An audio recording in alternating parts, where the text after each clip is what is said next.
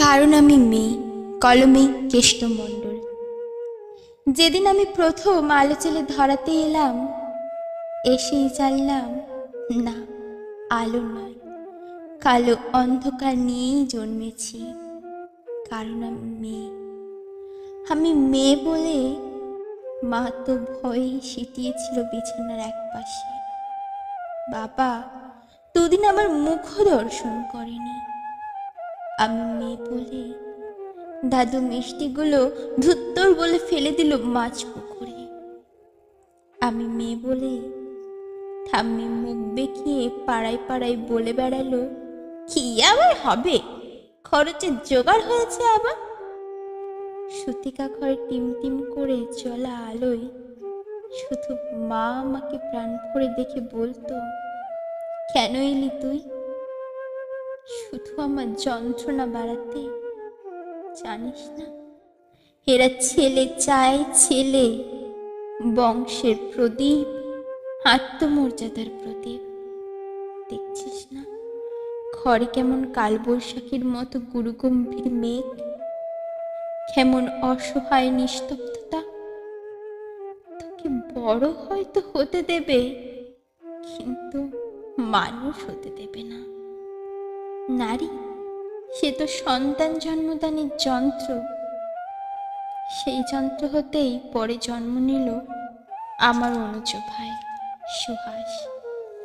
ঘরে যেন আলো এলো। সেদিন সারা ঘর সাজল নানা রঙের আলোয়। উঠোন থেকে ঠাকুর ঘর, বাড়ির ছাদ থেকে তুলসীতলা। অন্নপ্রাশনেও কত লোক খেলো, জন্মদিনও পালিত হলো রাজসিকভাবে। কিন্তু আমার বেলায় থাক, না বলাই ভালো। কারণ আমি মেয়ে। আমি মেয়ে বলেই স্কুলের গণ্ডিতে শেষ হলো আমার জীবন। উচ্চশিক্ষা কি দরকার আমার, একদিন তো সেই পরের ঘরে। কারণ আমি মেয়ে। ভাই বড় হলো, ভাইয়ের উচ্চশিক্ষা হলো। দিনের পর দিন রাত করে বাড়ি ফিরল, বাবা চুপ করে থাকতো। অথচ শৃঙ্খলার সমস্ত বেরিয়ে আমার পায়ে বাঁধা ছিল। কারণ আমি মেয়ে। রঙিন মেঘের মাঝে সূর্যাস্তের অপরূপ দৃশ্য দেখার সৌভাগ্য আমার হয়নি কখনো। তার আগেই বন্দী হতে হতো রক্ত শাসনের 4 দেওয়ালের মাঝে। কারণ আমি মেয়ে। আমি মেয়ে বলেই স্বামীর পরকীয়াও মুখ বুজে মেনে নিতে হয়। পুরুষরা নাকি এমন হয়, তাকে বেঁধে রাখার দায়িত্ব আমার। ঠাম্মি তাই বলেছিল। মা অকালে চলে গেল পুরুষ শাসনের বেড়া ডিঙিয়ে, যেখানে আচার নেই, অত্যাচার নেই, ব্যভিচার নেই, লিঙ্গভেদের অপমান নেই। মেয়ে বলে নিয়তির নিষ্ঠুর পরিহাসে ভাইয়ের থেকে বিতাড়িত বাবা একদিন মা বলে আশ্রয় নিল আমার আঁচলের তলায়। হ্যাঁ, আমি চোখের জলে মাতৃস্নেহে বুকে জড়িয়ে ধরি তাকে। আমি মেয়ে বলে, মমতা বেশি বলে। অথচ সেই প্রাক ঐতিহাসিক যুগ থেকে যুগান্তরের কঠিন পথ হেঁটে আমি জেলে এসেছি আলো।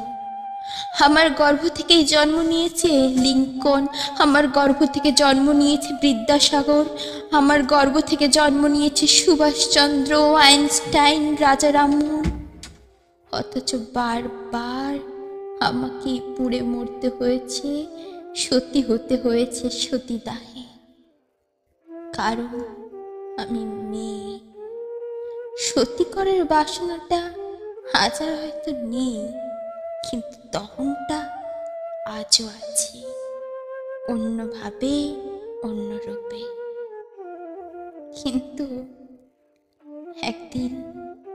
একদিন নারীর ঠোঁটো রেঙে উঠবে রক্ত নিয়ে, কলঙ্কের ঘোমটা ছিঁড়ে উন্মুক্ত হয়ে জলে স্থলে, উন্মুক্ত আকাশে অসামান্য পদভারে কেঁপে উঠবে ধরিত্রী।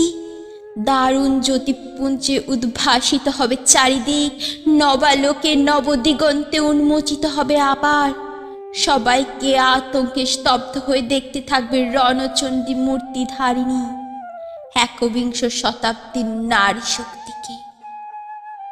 সমস্ত শৃঙ্খলা আর লিঙ্গভেদ ভেঙে চুরমার করে দিয়ে তোমায় দেখাবো পুরুষ, আমরাও মানুষ, রক্ত মাংসের মানুষ। নারী পুরুষ বিপরীত নয়, বরং পরিপূরক। আমি ছাড়া তুমি অসম্পূর্ণ, এ জগৎ অসম্পূর্ণ, সম্পূর্ণ রূপে অসম্পূর্ণ।